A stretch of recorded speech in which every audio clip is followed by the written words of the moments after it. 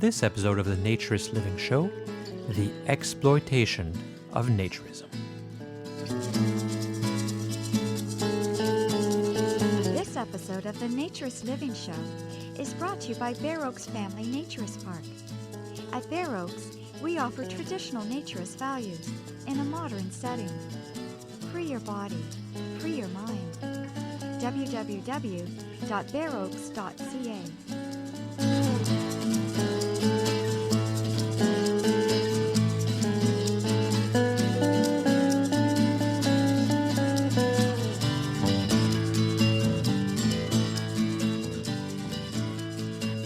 Welcome to episode number 26 of the Naturist Living Show.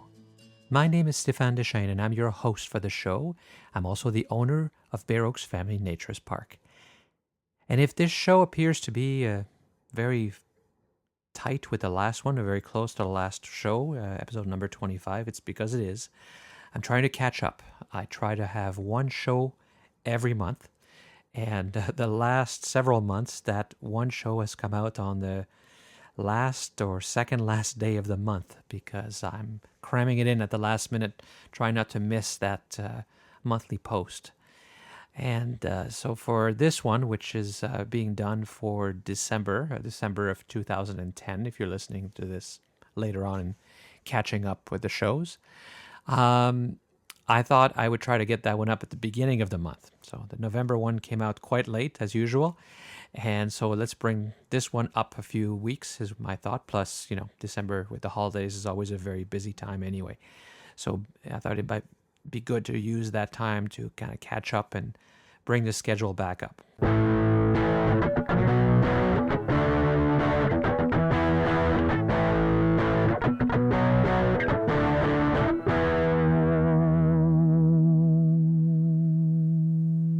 So in this show, I'd like to talk about the exploitation of naturism, the exploitation of naturists. I already referred to that in episode number 24 when I talked about certain retailers who were using the naturist moniker to hide behind when they were really selling videos that weren't really targeting naturists at all. And it's very frustrating. It's very upsetting because it makes us look bad, but it doesn't end there. There are many individuals within our society which give naturism a bad name. What they do is they're using naturism to take advantage of others. They hurt those involved in most cases. They hurt us as naturists because they hurt our image, but they often hurt the people involved who participate because they don't really respect them. They're using naturism as a cloak of legitimacy. When you're doing a magazine that's full of young children or videos that is primarily focused on young children, imagery that would really have no interest to naturists, but might to those with more prurient intent, shall we say. You couldn't call them what they are, or you couldn't say what you're really doing, so you hide under the badge of naturism. It gives you this cloak of legitimacy. But those people really are exploiting naturism for personal gain. It's for sex in many cases. It's for money, power, pride, whatever. But they don't really respect themselves and they don't really respect others. And so those are the people who themselves are not comfortable nude. The people selling, producing these are not the ones that you're going to find taking their clothes off in a naturist environment. They're behind the camera, behind the video equipment. They're in the offices selling the material. But they themselves are never the participant because they can't be. But that kind of attitude can really infect a naturist club. It can hurt a naturist club. Our openness, our desire to be accepted, they can use our tolerance, our open-mindedness against us. And you see that early on in naturism with the publications which are clearly exploitive.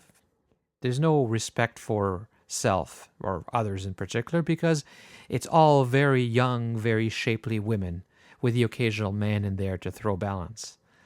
And the naturists, even you see it in the publications and the correspondence from the 40s and 50s, are debating this. They believe that, you need to use those publications to get the word out.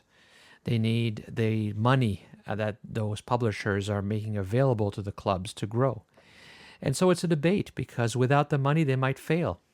Without the publishers, they may not be able to get the message out. The question, of course, is, what is that message? And so those people are always twisting the definitions of naturism to suit their purposes. And then often we go along because they can convince us. They can be convincing. They can say, what's wrong with that video full of children? Are those children doing anything inappropriate? And of course the answer is no. Are those not naturist children? And of course they are. And so we get talked into it and we go along with it, not realizing the damage we're doing to ourselves, but to our image and to naturism in the long run. And as an example here, I want to take you to one particular place which, to me, really has some perfect examples of how things can go wrong and off the rails very, very fast. So let's go to Roselawn, Indiana. Maybe you've never heard of Roselawn, Indiana. It's certainly a very small town, only about 4,000 inhabitants. It's about 50 kilometers south of Lake Michigan, and about a 100-kilometer drive from Chicago. So close enough that really Roselawn is very reachable from Chicago and a good weekend destination. And in fact, that very small town has two rather infamous naturist clubs, or nudist clubs. They call themselves nudists, so let's use that term. But neither are recognized by ANR, the American Association for Nude Recreation, or TNS, the Naturist Society. And that's because they both have pretty shady past and even fairly shady present. They're both still in existence. The first one is called the Naked City. Now you may have heard of that. That may sound familiar because there was certainly a lot of publicity about the Naked City in the 70s. So if you were around for a long time, you would have heard of it. And Dick Drost, specifically, of the Naked City. So I think the best summary that I've found is actually one from a book called Weird Indiana, Your Travel Guide to Indiana's Local Legends and Best Kept Secrets. It's by Mark Merriman, James A. Wallace, Troy Taylor, and Mark Moran, and it's published by the Sterling Publishing Company. So let me read you the barely one-page description of Naked City. So you say you were too young or too shy to hang out at a real-life 70s-style nudist camp? Well, you're in luck, because one still exists. So come along with us to the town of Roselawn. Don't bother to pack, because you don't need anything to wear. The nudist camp Club Zorro opened in the early 1930s. It was a creation of Lois Knapp, a Chicago lawyer and editor of Sunshine and Health magazine, one of the first nudist magazines ever published. Over the years, Club Zorro had many different owners, until it came to be acquired by Dale and Mary Drost in 1968. But it wasn't Mr. or Mrs. Drost who had the biggest plans for the club. It was their son, Dick. With big naked dreams in his head, Dick set out remodeling and revamping the club his parents had purchased. He began by renaming the place Naked City, and then set his sights on creating all sorts of theme nights to attract more customers. His most famous was his annual Aaron Go Braless dance, which was held every St. Patrick's Day. It was also during this time that Dick began putting up, how shall we say, unique structures on his property, including a giant circular mirrored building that housed a restaurant, a sauna, and the main office, among other things, we're sure. Far and away the strangest structure that went up on the site was the giant woman's leg, all 63 feet of it, that functioned as a sundial. The bottom fell out of Naked City in 1985 when Dick Drost was charged with molesting a 13-year-old girl and with showing obscene material to minors. On March 24, 1986, Drost pleaded guilty to almost a dozen sex-related misdemeanors in exchange for being given a 10-year suspended sentence. However, part of the agreement was that Drost leave the state of Indiana and not return for 10 years. Shortly after sentencing, Drost shut down Naked City and moved to California, leaving the leg sundial all alone and naked. After sitting abandoned for several years, Naked City was reopened as the Sun Aura Resort, which continues to operate to this day. Yes, the leg is still there keeping time, and she's even got a fresh coat of semi-neon pink paint on her. As for the rest of the resort, it could use a bit of updating. In fact, when you walk around, you might think you had wandered onto the set of a 1970s TV show, if not for the naked people driving way too fast in their golf carts. So that's from the book, and when you read around the web, you can find more information, more articles. This was all about exploitation. They talked about this being a nudist park, but it was all about sex. And in a way, this is symptomatic of what happened in the 1960s and 1970s. With this new openness towards sexuality, with this new sexual revolution and sexual freedom, a lot of that got mixed up with nudism. Because to those who were seeking sex, to people who were into swinging or orgies or parties or whatever it was, the nudity seemed natural. And a lot of resorts were already having beauty contests and beauty pageants and Miss Nude pageants, and so women were a bit of an object of desire, and which was not atypical for the times. The equality wasn't there, but it just people would just go a little further and a little further and a little seedier and a little seedier. And in the case of Drost, he certainly didn't stop with anything. Naked City featured a truck stop, which was very popular with truckers because it featured nude waitresses. I guess he thought of himself also as a bit of a Hugh Hefner type of person because he decided to have his own plane. He had a very unique airplane called the de Havilland Comet, which was one of the first jet-powered passenger airliners built in England in the 50s.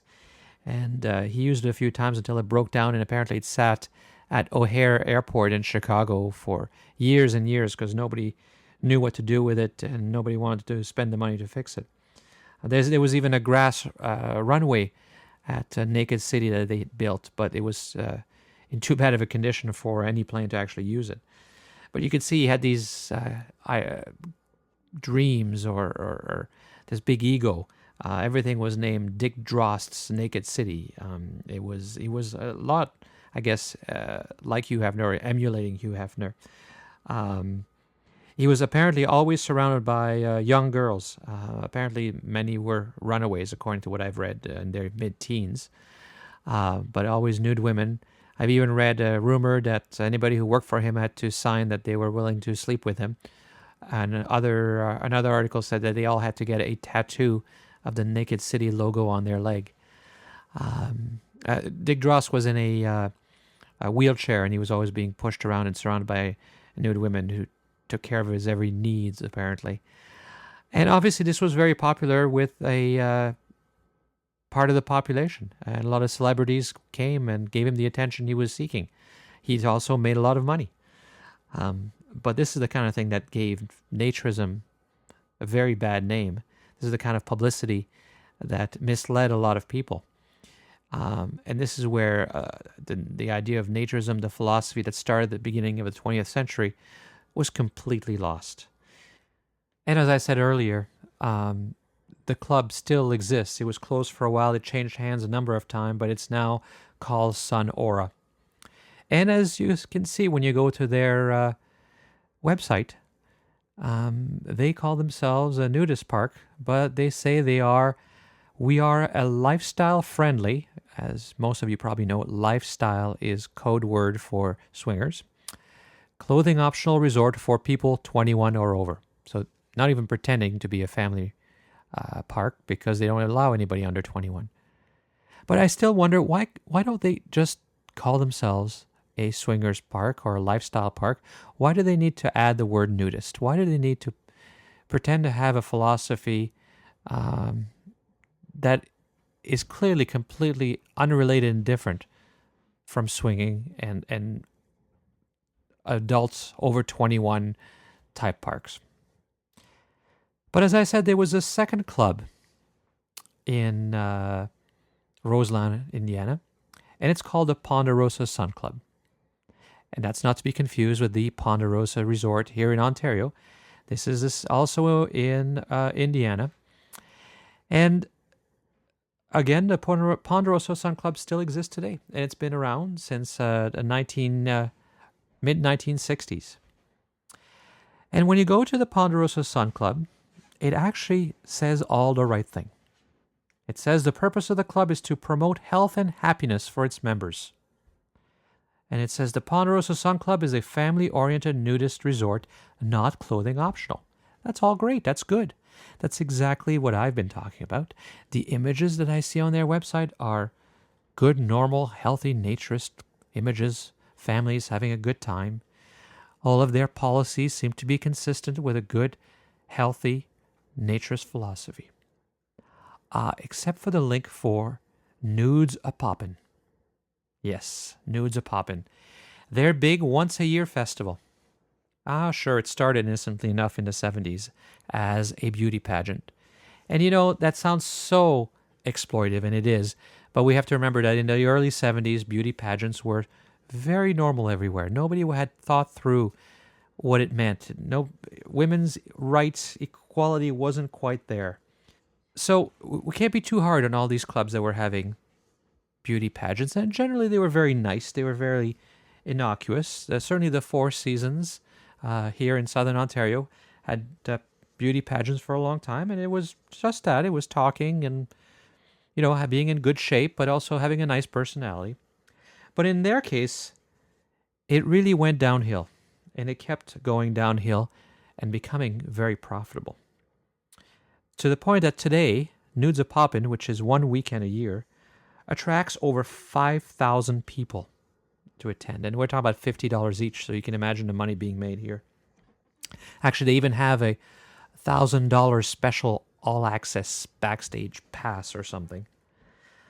It attracts over 100 adult entertainment industry performers. So, you know, strippers, porn stars, that kind of thing. And a lot of celebrities. Recently, Ron Jeremy, which is, he's apparently a big in the porn industry.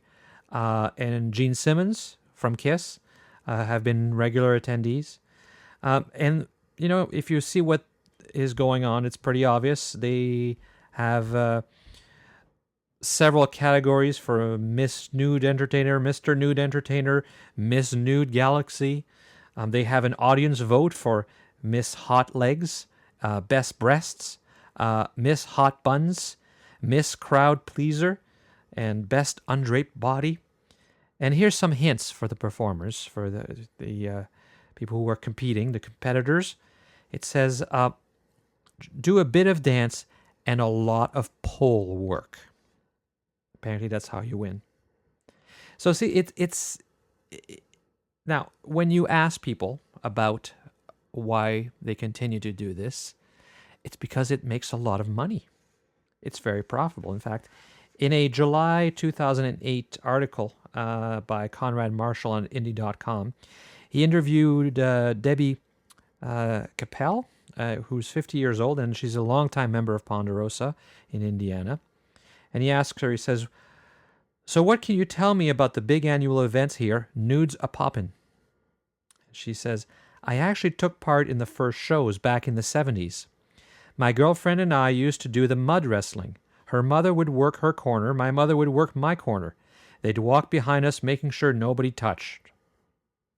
So then Conrad says, so you stopped at some point as the event grew and became more exotic?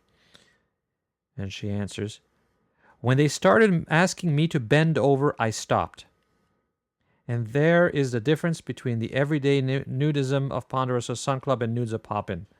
The one day of the year here that being nude is not so much about emancipation as sexualization, that cameras are allowed inside the club, that guests can enter and not disrobe, and club members, like Capel, keep their kit on. So that's from the article by Conrad Marshall.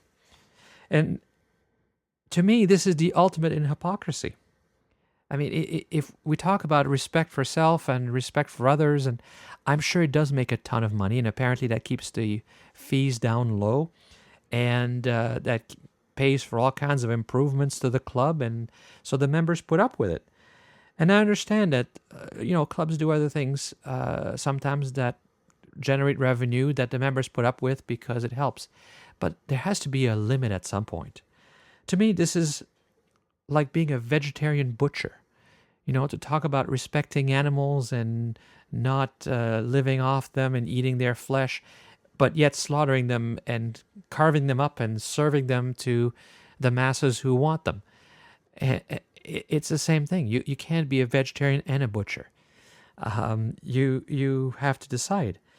And sure, I understand at Whitethorn, the members there aren't thrilled with the big volleyball festival because it's so disruptive, and many of them leave during that time because the place is taken over by these volleyball players. But volleyball is consistent with naturism, and maybe they don't participate in the club like the members would like them to, but we're not going too far. The world is not black and white. I understand that, but sometimes the gray gets awfully black, and you have to know where your tolerance is for that, and there has to be a limit. And holding the nudes a popping pageant, no matter what you say for the other 363 days of the year, doesn't take away from the fact that for that one weekend, you are completely taking advantage and exploiting naturism and exploiting people and using them for their bodies and doing everything and letting people do everything on your land, on your property, in your club that goes counter to the very, very core values of naturism. Now, the Ponderosa was started by Harvey and Irene Schmidt in 1965. One of their three sons, Tom, took over in 1976 when their father died. And he himself died in 1997, and his daughter, Scarlett Schmidt, is now running it still. And I found an interesting piece of audio online. There's a gentleman by the name of Bob Peirce who is a fan of old audio, and he collects old records and old tapes that he buys at various sales all over the place, I think around the Chicago area. And he found this 1966 recording from a radio station. And it's an interview with Harvey and Irene Schmidt on the radio station about their new club, the Ponderosa. And it's very interesting because you see how far things have gone. When you listen to their interview, you understand that they're really trying to build something. They have a passion. They believe in naturism or nudism, as they're calling it at that point. But the philosophy is a naturist philosophy behind what they're doing. And they want to be very proper and clean. And somewhere that meant starting a beauty pageant. And that beauty pageant evolved and went further and further. And maybe they allowed outside people first, and maybe then they allowed photography, and maybe certain people came in. I don't know how it went off the rails. But at some point, somebody should have said, that's enough. But nobody did. And to this day, Nudes a Poppin' keeps going. It's scheduled for next year. It will happen again. So why don't we listen now to this radio interview from 1966? It's actually a lot of fun for a lot of reasons to listen to. I've left almost everything in it. I did cut out some of the irrelevant materials to make it a little more brief, but I did leave the radio commercials because I thought those were so interesting for the time and so cool. WGN Radio presents Virginia Gale's Portfolio.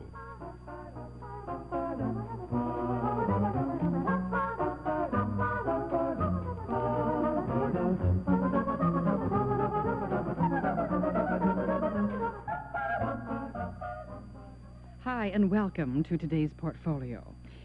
If I met our guests of today in a store as shoppers, I would perhaps note they're nice-looking people, but there was nothing unusual about them. Our lady guest is wearing a floral print dress, and she has a tweed coat over the back of her chair. The gentleman is wearing, I'd say that's a gunmetal gray suit and a blue tie. They're both quite tan. One thing special might be that he's celebrating his birthday today. And if you get to know them fairly well, without hesitation, they would tell you in conversation that they're nudists. And once you get over the first surprise about this, you'd find they talk matter-of-factly and fluently about nudism as a way of life, and their nudist camp, where they and their children and grandchildren and many other families bask in the sun together. Nudist camps are legal. Now, most of us would never consider joining, but we're curious about the many families who find this an enjoyable and a healthy way of life. And I asked our guests if they would come and talk with us to know what nudist camps are all about. And for those of you who might not accept the subject, we do this in the spirit of adventure to know as much as we can about all people, and I hope in all good taste. We'll meet our guests, Mr. and Mrs. Harvey Schmidt, after this news, an announcement brought to you by S&H Green Stamps. Alerting thrifty Chicagoland shoppers. Alerting Chicagoland shoppers. Alerting you to double savings at national food stores. You save once on low prices, and you save again with S&H Green Stamps. Come on over and save. 2 ways. Come on over and save. 2 ways. 1. Save cash on our low prices. 2. Save S&H Green Stamps. Come on over and save. 2 ways. Come on over today and save. Yes, come on over to national food stores and see for yourself how low our prices are. Low prices this week, next week, and every week. What's more, you get the extra plus of S&H Green Stamps, America's most reliable, most valuable stamps. So thrifty Chicagoland shoppers, get both low prices and S&H Green Stamps at national food stores. Not too long ago, I was sitting down in the cafeteria, having a cup of coffee, waiting for 2 people to come in to be our guests today. And my mind was kind of going over the subject matter, and I was wondering, goodness sakes, I've never met nudists before. I was wondering what a nudist looks like. You know, I kept thinking, well, gee whiz, are they people with 2 heads or 5 arms? What makes them so entirely different that they have a philosophy that's so unlike what we have in our general society? And in walked Irene and Harvey Schmidt, and they're 2 lovely, ordinary people, and I've been very pleased to meet them and sit down and talk with them about nudism. And at first, I thought, oh, I'm going to be crimson red all the way through our discussion. But it's turned out to be a very interesting subject, and one that they take in such commonplace stride that my embarrassment has completely left me. Now, why would I be embarrassed with the subject anyway? I guess it's unconventional. Would you say that, Harvey? No, I wouldn't say it was unconventional, because what might be unconventional to you is definitely not unconventional to me. This is as commonplace as anything you can imagine. Mm-hmm. How did you happen to become a nudist? Well, that's quite a story. That's a long time ago. You see, my brother-in-law, who's married to my sister, saw some pictures of a nudist camp. And he wanted to see it, and he asked my sister to go with him, and she says, absolutely not. Not me. So they had a little spat, and he went himself and spent the day there and come back telling the most glorious stories of such healthy, happy people. And he still tried to get her to go, and she says, well, only if you can get another couple, another woman to go along. She says, I'm not going to go with you just like that. And they went to all their friends all summer long, and they couldn't find anybody that wanted to go to a nudist camp. As a last resort, they came to us. And we said, yeah, we'd go. What did you think about it, Irene, when you were asked to go the first time? Well, I was a little scared, but I'm the kind of person that likes to try things out. It was something different, and I have an open mind to begin with. And I was curious myself to see what the place was like. Uh-huh. What was your reaction? Did you have a weekend there, or a day, or Our reaction? My sister-in-law and I, well, we were in the back. As we drove in, the people were playing volleyball in nude. And I took a look at them, and I started to laugh. That was my reaction. I might have been nervous or something.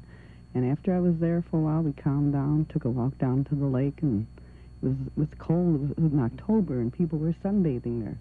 I said, how could they? And there didn't seem to bother them. And then we came back ourselves. We played volleyball and ping pong and went to the clubhouse there, and we had our lunch there. You disrobed and joined them? No, not the first time. You were a visitor at this Just time? a visitor. Fully garbed visitor. This was about October. And then Harvey thought about it all winter. And in the spring, he said, we're going to go back. I liked the outdoor life. I liked the place. There was something about it. It was nice. And then we went back and we joined the following spring. And that was 15 years ago. 15 years ago. And you've been members ever since? Members ever since. And, well, let me... yes. Irene was saying that, well, when you asked her... her reaction? No. We were clothed, when you mentioned we were clothed visitors. Yes. I'd like to explain that in the cold weather, people do not go without clothes on. They are dressed just like anyone else is, and only take off their clothes when it's more comfortable to be unclothed. And that would be in the warm weather? Warm weather or in brilliant sunshine in the cold weather.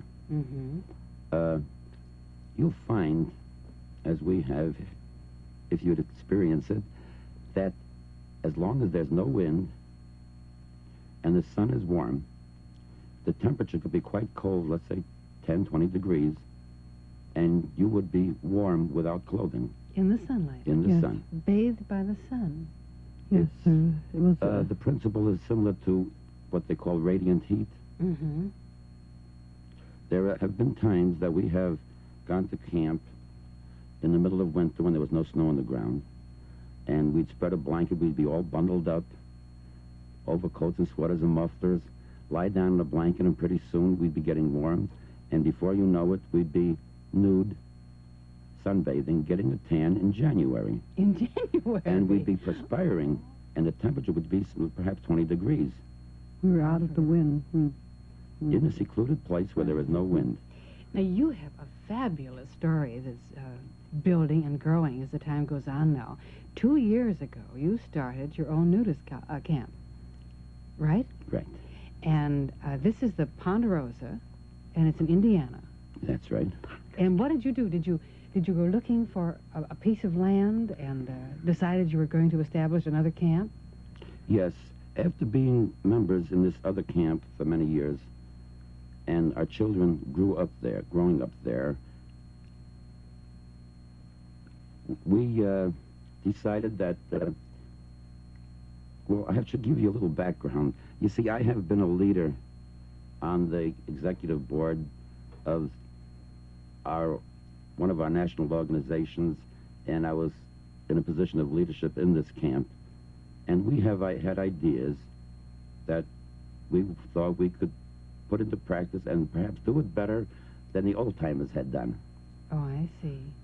So you're sort of pioneering in your own fashion. Yes. Now, most of the other camps started out many years ago, and they were originally little more than clearings in the woods and gradually built up. The old-time leaders spent many years educating the public to the legality and the goodness of nudism. They had little time to devote to their own camps. Now, nudism is completely legal and becoming more and more acceptable to the general public right along. We can devote ourselves to creating a modern, up-to-date resort and not have to worry about fighting legal battles. Then basically, the Ponderosa is going to be a resort. Definitely. Where, when you wish to exercise sunbathing, nudism is it. But the rest of the time, you have a regular garb as anybody else would wear at a sport resort. That's right. We find that when new people come, especially a man and his wife, the woman would be very shy. As a rule, I talk to her, and we make them feel at ease so that introduce them to the people. And usually by the time they leave, they decide to become members. I mean, So the husband drags in the wife, huh? yeah, but then the woman is a little shyer. Well, then once the woman is in, does she take to it? Not some do immediately, and some take longer. Mm-hmm. But eventually, it's really a family affair, isn't it? Yes. We'll talk about the family in the nudist colony after this message. It's more fun cooking with caloric. Because food tastes better cooked on a caloric. Caloric's exclusive infrared ultra-ray broiler cooks meats to juicy charbroil perfection every time. It's more fun cooking with caloric. Because a caloric gas range eliminates guesswork. Thermoset burners hold the temperature you want automatically. And Caloric's cook and keep warm oven shuts itself off. Keeps food serving hot for hours without overcooking. It's more fun cooking with caloric. Because Caloric's styling and colors match every woman's dream of beauty in her kitchen. It's more fun cooking with caloric. See for yourself. Stop in at Polk Brothers for a full, no-obligation demonstration of Caloric's great features that are making cooking more fun. That's Polk Brothers, 1521 North Lewis in Waukegan, Illinois. Listen to what Mrs. Irma Clutch of Ellenville has to say about Nestle's decaf coffee. I used to drink ordinary decaffeinated coffee. Then I discovered decaf, the one with real. Coffee taste, but no caffeine. What a difference, wow. Thank you. That was Mrs. Irma Clutch, just another ordinary housewife who has Ordinary? You called me an ordinary housewife? Well, I'm sorry. For your information, sir, I am a person. Oh, of course you are. A person with feelings, just like everyone else. Mrs. Clutch. Does an ordinary housewife know that decaf is 97% caffeine-free? Now, wait Does now. she know that decaf is made with a special blend of the world's finest coffees? Wait a minute. Never will alike. Oh, you beast, you. Yes, folks, another true-to-life testimonial from a... marvelous human being. Yeah. Decaf gives you real coffee taste, but no caffeine. Decaf. We're talking with Irene and Harvey Schmidt, who are now founders of rather a pioneering nudist camp in Indiana, and we're kind of curious as to how they organize their lives to be nudist. You're Chicago residents. Yes, we live right here on the north side of Chicago. And when do you do your nudist camp visiting? Well, after work on Friday, we gulp down supper and fly out there as quickly as we can. And we're there from Friday evening through Sunday evening, getting back early enough to get to bed so we can get up for work Monday morning. Do the people where you work know that you're a nudist on weekends? Oh, yes. Everyone in the place I work is well aware of it, and they're constantly asking how our progress is. Mm-hmm. And you're building the camp from the very rudiments. You bought the land. In January of 1965, our camp was little more than a cornfield with a very nice new farmhouse on it. Mm-hmm. That's all it was. That's 2 years ago. 2 years ago. And since then, we have furnished the house. We've laid out a third of the camp into lots, which I'll explain in a moment. We have built a swimming pool, and we're in the midst of building a large recreation hall. You see, we give to our members, with their membership, a plot of ground, 30 feet by 50 feet, on which they can put a trailer, a tent, build a cabin, or if they wish, just have a garden. It's theirs as long as they maintain membership with us. Now, to these lots, we have running water. We've drilled several deep wells, and we've purchased a large pump. We pump water to all the trailers, and we've run electric lines to them, and we are in the midst of running sewer lines to all the lots. Uh-huh.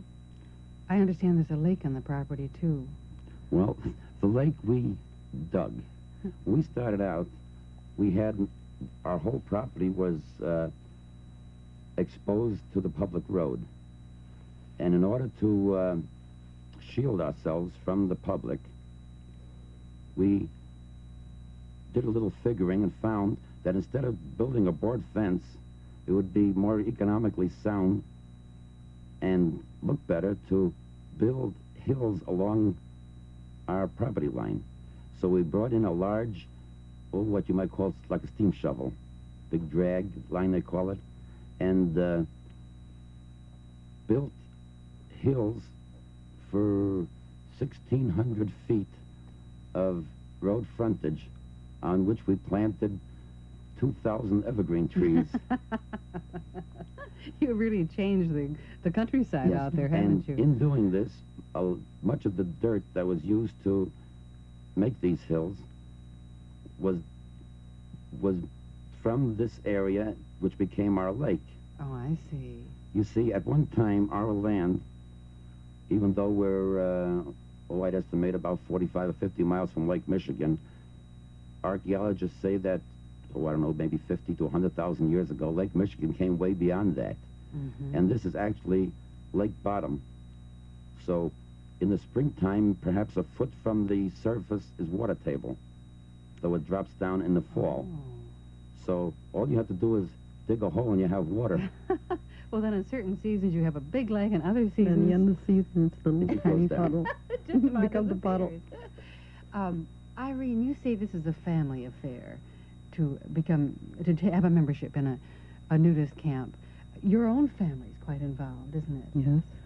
Tell us about your family. Well, my mother comes out there. The caretakers are living there now, How taking old is care of your the mother? place. My mother is 73 years old. And Is she a nudist? She's a nudist, and she swims in my pool, the pool that we have out there. She's still a very good swimmer. We have square dances there. She joins in with us, and my children, I've all married girls. They've been nudist. My two boys. So your boys were raised this way? Yes, and I have three grandchildren. So there's actually 4 generations of nudism in our family. Where, I suppose you just grew with the idea once you joined and liked it. There is quite a history, isn't there, to nudism? Well, I don't know if it's quite a history, but there is a history. Now, in Europe, nudism has been going on for, I don't know how long, countless generations.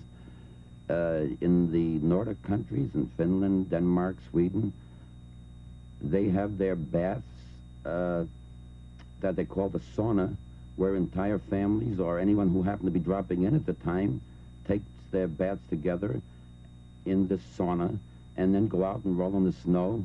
Mm-hmm. It's supposed to be very invigorating.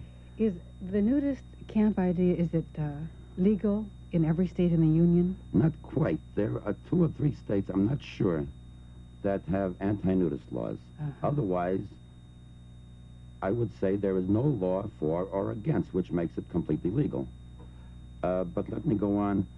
In Europe, there is not only many nudist camps, that is this side of the Iron Curtain, because we know there are none on the other side of the Iron Curtain. There is also public parks and public beaches which are set aside for nudists. In fact, at the south of France, there is the Isle de Levant, which is a completely nudist island several hundred miles in size, having towns and villages on this island, and people live there and are complete nudists all the year round. How prevalent is it in the United States? Like in Wisconsin, how many are there in Wisconsin and Indiana, Illinois? I would say there's at least a half a dozen camps in each state. Mm-hmm. California has many. Florida has many. Florida would have Florida many, 'cause has they can... many. Yes, they have a 12-month season, where our season is much shorter. Do they interchange tourists so that some people down there in the summer, or some people down there in the winter would come up here in the summer to your camp? That's right. That's exactly what does happen. Oh, this is fabulous. Well, I'm beginning to enjoy hearing about it now. I'm getting used to the idea, and I hope our listeners are. We're going to talk more about your nudist camp after the news.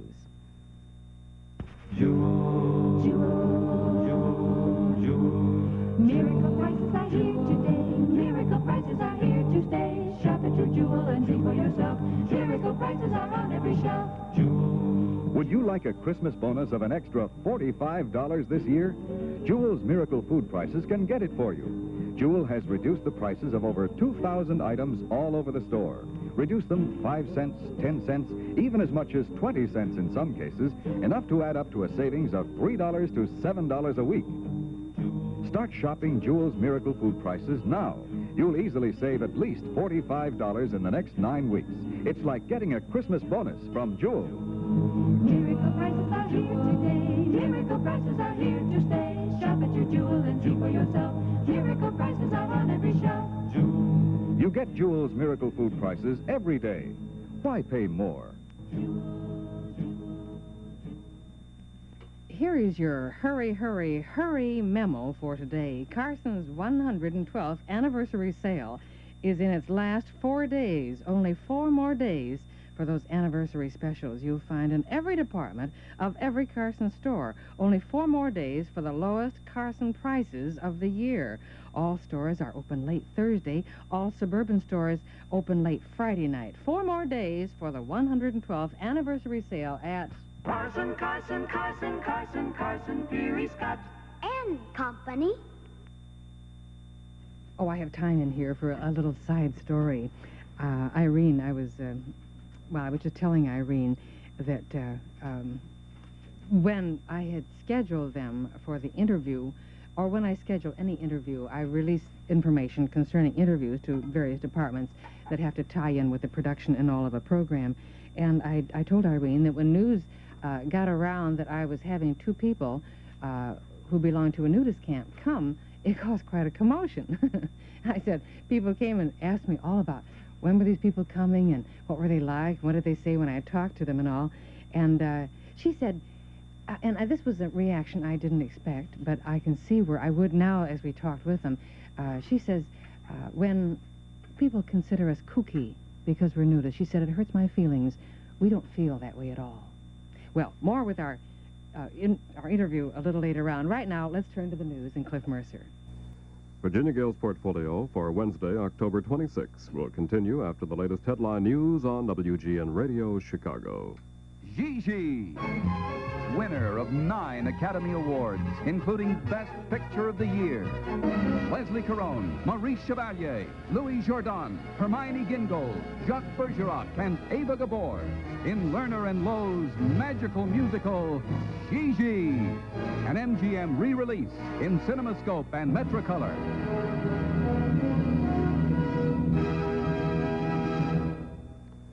Gigi now playing Loop Theater. The time in Chicago, 1:30. Open it, close it. Salami keeps fresh. Open it, close it. Bologna keeps fresh. Oscar Mayer's new Serve and Seal pack keeps cold cuts fresh, even after you open it. Open it, close it. Cold cuts keep fresh. No more dried out cold cuts. Open it, close it. Cold cuts keep fresh. Oscar Mayer's new Serve and Seal pack keeps cold cuts fresh, even after you open it. And once again, here's Virginia. Thank you, Cliff Mercer. I wonder how many of you have gotten acquainted with the secret of Instant Fells. Of course, we don't like it to be a secret. We want everybody to know that Instant Fells is both a heavy-duty laundry soap and a fabric softener. The fabric softener is built in. So here you have a product ready to go to work for you in the laundry and do 2 jobs at once. This is a job that's necessary, this business of having a fabric softener, because modern detergents have a way of leaving the clothes stiff and scratchy, and you need this fabric softener to make the clothes easier to wear. And, of course, there's no reason why they shouldn't be easy to wear. Not if you have a product like Instant Fells. They can do 2 jobs at once. Of course, right off the bat, you know you're not buying 2 products, so you're going to save money. And you save time because you don't have to worry about when to time in the fabric softener as an added product into the laundry. Unless you discovered Instant Fells, the heavy-duty laundry soap with a built-in fabric softener, perhaps you don't get around to using that fabric softener at all. So here's a way to do 2 steps in 1 product. Save money, save time.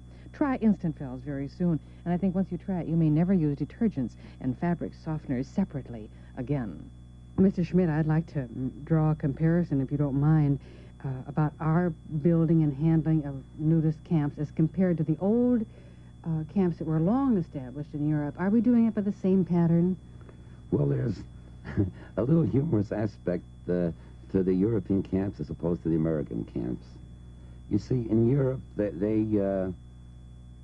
really went in for the old health aspect to the nth degree. For example, they didn't allow smoking and they didn't allow drinking coffee. But take in Germany, with their meals, they all drink beer. And in France, they all drink wine. Here, we don't allow drinking of any alcoholic beverages, but we drink coffee by the gallons and we smoke cigarettes and cigars all over the place.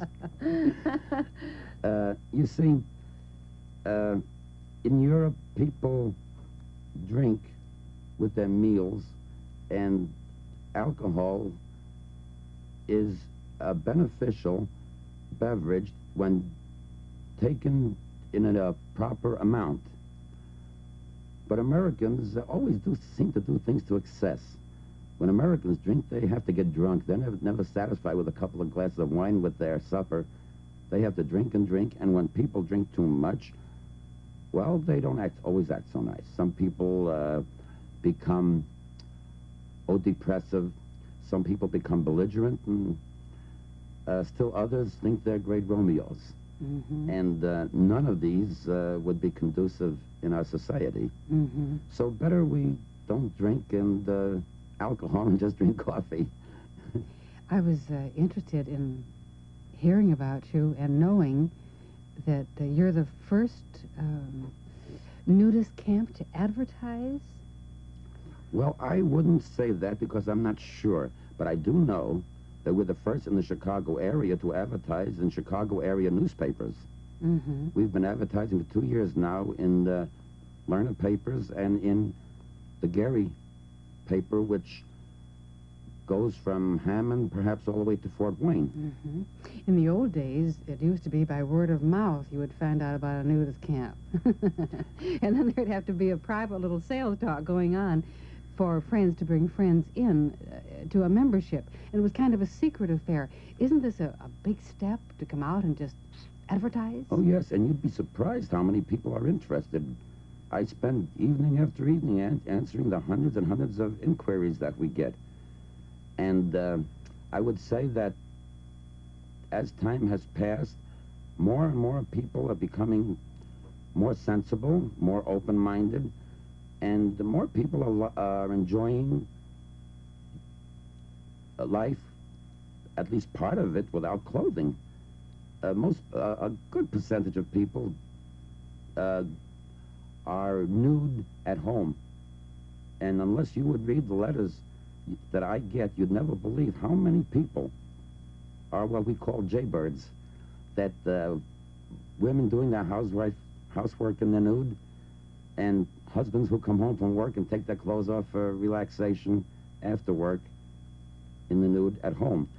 And when they find that there are people who are nude together, they write to us and come out and join with us. Now, there's a basic reason for that. After all, people enjoy associating with others who are of like mind. Mm-hmm. Like, for example, people who are politically minded join political organizations.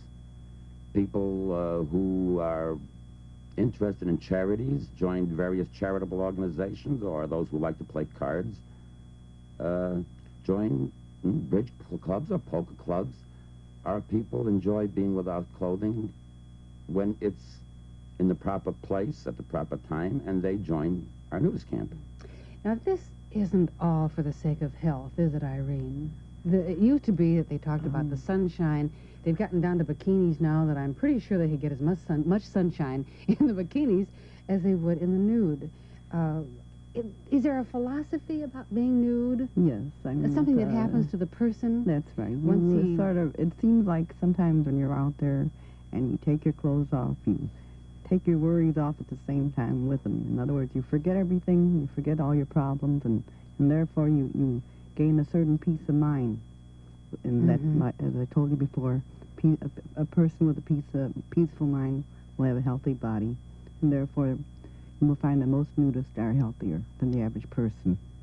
When they drop their inhibitions about clothing, they have a more...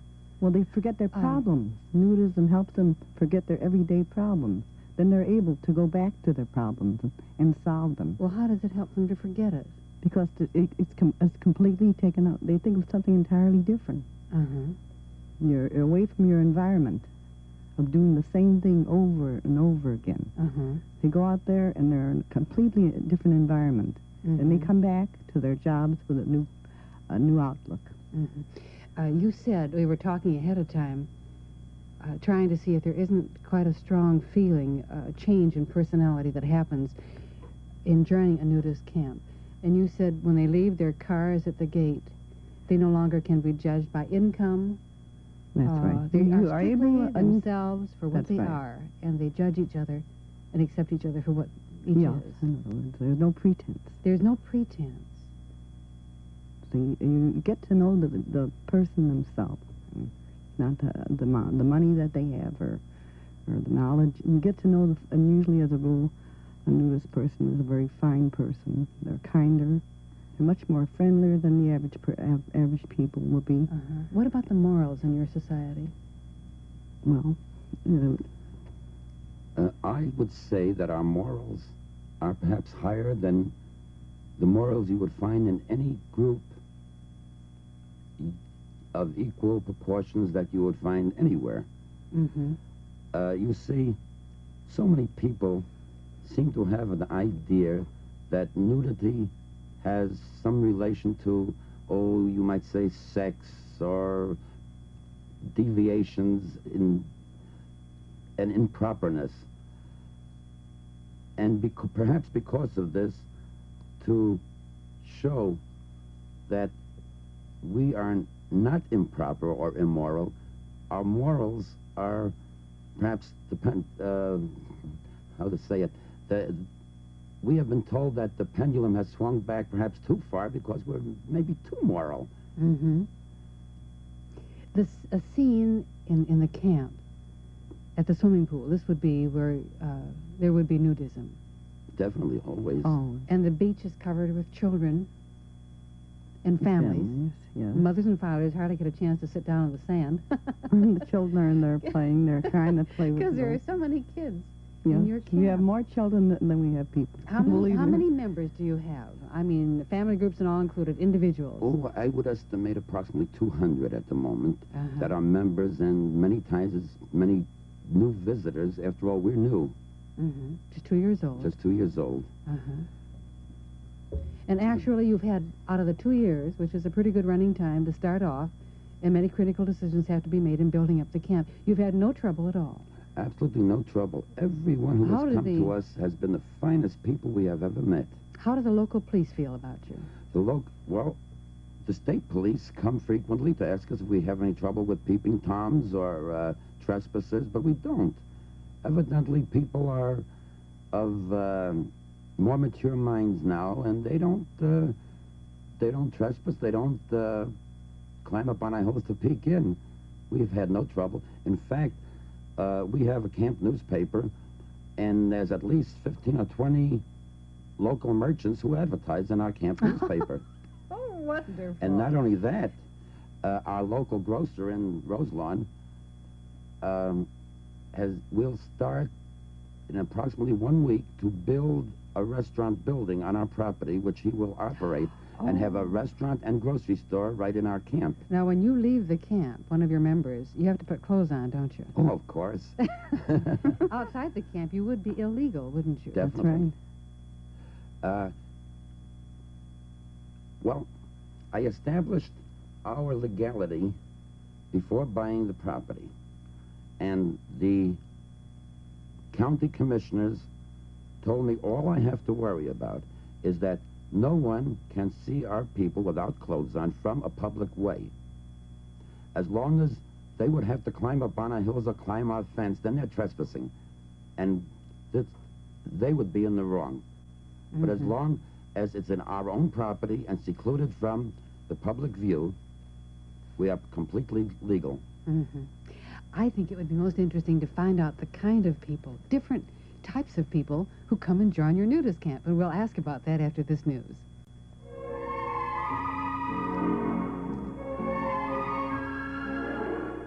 Quality is hard to define, but easy to recognize.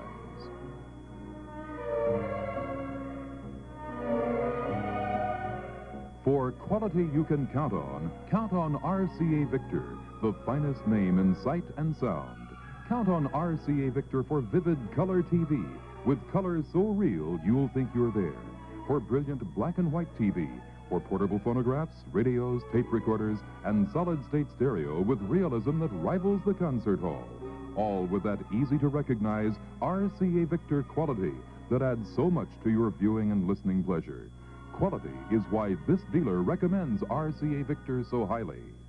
Hello, my name is August Adams of Lowell TV, 26 South Center, Bensonville. My customers are my best recommendation for RCA Victor quality. That's why we carry the complete RCA Victor line at our store, Lowell TV. By the way, Thelma, baby, how was your trip to Rome? Oh, you wouldn't believe it. All those Italians do is eat. They serve a macaroni over there called folds. It doesn't get gummy when you cook it. It's delicious. But Thelma, you eat like a bird. How could I refuse? Folds macaroni 10, 12 times a day. Every time you turned around, someone was saying chow, chow. Baby, that wasn't chow, C-H-O-W. It's spelled C-I-A-O. In Italian, it means goodbye. Oh, you're Well, didn't you know that? Oh, isn't that Of course. silly of me? I mean... Oh, Irene and I were just talking. It's awfully hard to try and zero in on the idea of what it means to be a nudist in terms of a philosophy. And you were just saying about this man, when he's at the nudist camp... he's just a plain, he has a little bit of a pot belly, not too much hair. I mean, he's just a very pleasant person, and when it comes, I mean, you just know him as himself. And when he goes home in the evening, he puts on his clothes, his dresses very well, gets in his Cadillac, and he goes home. My gosh, you would think that he was a millionaire banker when he's dressed, but when he has no clothes on, he's just as ordinary as anybody. And this is You'd how never know the difference. it's so leveling and so democratic in your society that you don't have all these, No you might even call them hypocrisy. bonds, you know, of pretense that we use in all of our dress and our makeup and all. That's right. When a person wears no clothes or all the artifices of society, their skin is their clothing, and people tend to keep themselves nicer and try to make themselves look better, and not the clothing that they wear look better. And that way, they increase their well-being and in general tend to better health. Tell me about the types of people. What kind of people come All to join? kinds of people, all kinds. My gosh, from truck drivers, factory workers, office workers, wealthy people, educated people. Executives? It's a complete cross-section. There is no one type of people that are nudists. We met one man a number of years ago. You might have thought he was a football player or something like that. And here he was a Ph.D. who taught medical school. A real educated man. You don't... People that you don't meet in the average society. And then you meet plain ordinary people who have just little jobs, poor ones and rich ones. And once you're in camp, you can't tell one from the other. That's the nice part of it. That must be a starting point for your philosophy. It must be a great part of your philosophy of being happiness in your nudist calendar. And I think that women, or men and women that come there, they're lonesome. They meet all these new people, and they make many friends, and you meet such a variety of people there. Let me talk and they're about very interesting people to talk to, and therefore you yourself learn from these people. And so then you become more interesting yourself to talk to. Myself, I don't know. I goofed. Well, going back to the family scene, the children, of course, would enter a nudist camp because their parents would accept this, and if it was all right with the parents, they would assume it was all right as a way of life. What's the overall general effect on children? Children find it quite normal. In fact, little children frequently in normal clothes society embarrass their parents by taking their clothes off just when company comes in. You must have heard of that. It they're comes by natural. them second That's- nature. That's not. Their children are naturally nudists, and they only wear clothing because they are constantly shamed by the parents and relatives, and older brothers and sisters. When they take their clothes off, they become an object of ridicule. So it becomes ingrained into them that they must wear clothes, that their bodies are shameful things. But at camp, children who are born into it or come into it as small children, they just cannot understand any reason why there should be anything wrong with seeing each other without clothing. They grow up that way, and they all know what boys and girls and men and women look like without clothing on. Mm-hmm. And it develops a healthier attitude, because then when a young boy takes a girl on a date and goes to a drive-in show, they go to look at a movie. Mm-hmm. Dressed. Dressed. How old is your oldest member? Oh, somewhere in the middle 70s. Oh, boy. No, 77. 77. And he has the strength of a 40-year-old man. And you think a can't lot keep of this up with has them. come through the I'm health. 48 and I can't keep up with them. All this outdoor living. He stays What if out somebody there. wanted to know more about your camp? Well, just write to Post Office Box 134, Roselawn, Indiana, and I will answer any inquiries That may come in? that may come in. Well, okay. and That's right, the Ponderosa. the Ponderosa, that's the name of your That's right. the camp. So if they forget that, they can drop me a line and I'll pass it on to you. I'm much more interested than I was when I first came out, and I'm not the least bit embarrassed about it. You people accept it as a way of life. It is our way of life. Why don't you come out to our Halloween party on October 29th and join in with us? Well, I'm not that used to it.